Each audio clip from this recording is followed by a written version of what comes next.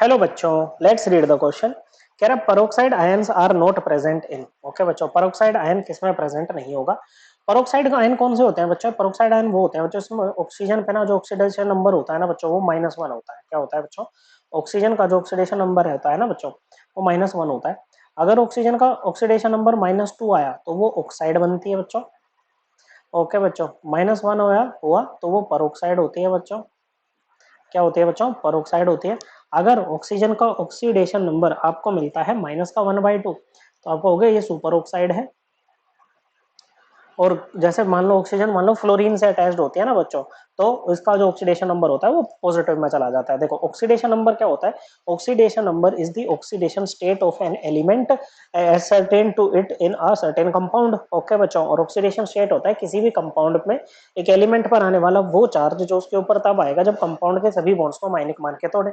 जैसे अब ये OF2 हमें बताना है पेरोक्साइड किसमें प्रेजेंट नहीं है। ओके बच्चों, तो ऑक्सीजन है, इसके साथ में 2 फ्लोरीन लगे होंगे बच्चों। अब अगर आप इस कंपाउंड को आयनिक मान के तोड़ोगे तो फ्लोरीन ज्यादा इलेक्ट्रोनेगेटिव है, तो बॉन्ड का जो इलेक्ट्रॉन पेयर है वो तो फ्लोरीन के साथ जाएगा ना बच्चों। ओके, तो ऑक्सीजन पे 2 यूनिट का पॉजिटिव चार्ज चढ़ जाएगा बच्चों, फ्लोरीन माइनस माइनस हो जाएंगे बच्चों।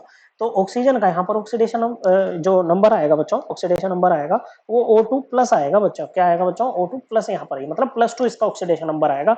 ओके बच्चों, मतलब ये तो पेरोक्साइड आयन तो है नहीं बच्चों। क्या नहीं है बच्चों? पेरोक्साइड आयन तो ये है नहीं, तो ये हमारा आंसर होगा बच्चों। ओके, फिर अगर हम बात करें H2S2O8 की, किसकी बच्चों? H2S2O8 की। ये कैसा होता है? ऐसा होता है सल्फर ऑक्सीजन सल्फर। ओके बच्चों, और यहाँ से ये sulphur oxygen sulphur, double bond O, double bond O, double bond O, double bond O, कितने हो गए बच्चों? 6, और OH और OH। ओके बच्चों, अब देखो सल्फर और ऑक्सीजन में कौन ज्यादा इलेक्ट्रोनेगेटिव होता है बच्चों? ऑक्सीजन। तो जब बॉन्ड टूटेंगे, क्या टूटेंगे बच्चों? बॉन्ड टूटेंगे, तो जो नेगेटिव चार्ज जाएगा वो किसके ऊपर? H2S2O8 है ना बच्चों, हमने H2SO7 बना दिया O8 में यहाँ पर।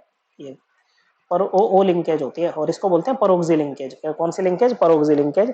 सल्फर कम इलेक्ट्रोनेगेटिव है, ऑक्सीजन ज्यादा। जब बॉन्ड्स आयनिक मान के टूटेंगे बच्चों, तो ऑक्सीजन पे क्या जाएगा? Negative charge. जैसे 2 बॉन्ड टूटे यहाँ से, तो 2 यूनिट का नेगेटिव चार्ज आएगा बच्चों, तो -2 होगा इसका ऑक्सीडेशन नंबर। यहाँ पर भी -2, यहाँ पर भी -2, यहाँ पर भी -2।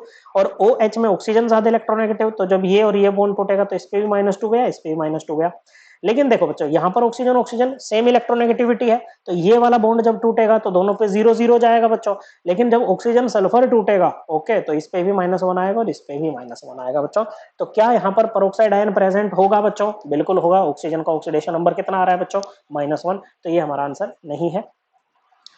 फिर सेकंड में आपको दे रखा है BaO2। ओके बच्चे, ये कैसे टूटेगा? ये टूटेगा आपका आयनिक मान के तोड़ दो बच्चों, आयनिक क्या कह रही है, तो BaO2 plus 2O- peroxide ion, तो ये भी हमारा आंसर नहीं है बच्चों। ऐसे ही देखो H2O2 कैसे होता है? ऐसा होता है, ऑक्सीजन ज्यादा इलेक्ट्रोनेगेटिव है हाइड्रोजन से, और यहाँ पर दोनों की सेम इलेक्ट्रोनेगेटिविटी है, तो ये टूटेगा तो 0 0। लेकिन जब ये और ये टूटेगा बॉन्ड बच्चों, तो इस पे भी -1, इस पे भी -1, और इसका तो नाम ही बच्चों क्या है? हाइड्रोजन पेरोक्साइड है। ओके, तो इस पे पेरोक्साइड आयन होता है, तो ये भी हमारा आंसर नहीं है। करेक्ट आंसर क्या बनेगा बच्चों? ऑप्शन 3। और ये कंसेप्ट हम अपनी क्लास 11th की NCERT से रेफर कर सकते हैं। क्लास 11th की NCERT chapter number 8 redox reactions बच्चों, पेज नंबर 260 पे हमें ये मिल जाएगा बच्चों। करेक्ट आंसर है ऑप्शन 3। आई होप आपको एकदम क्लियर हो गया होगा। थैंक यू बच्चों।